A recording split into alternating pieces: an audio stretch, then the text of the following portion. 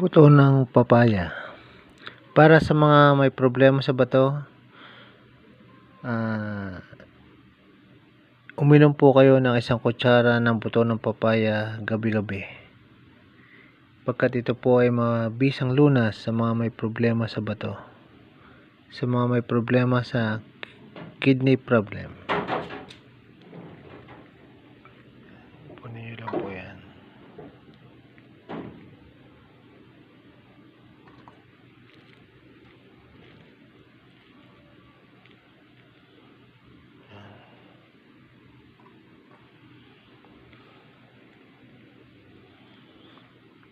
Isang kutsara po inumin nyo 3 times a day. Ganito karami.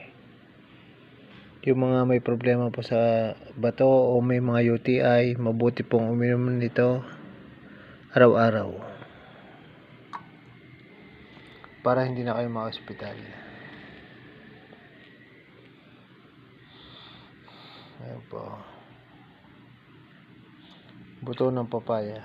Huwag nyo po itatapon ito pagkat ito'y mabisang lunas sa mga may kidney problem.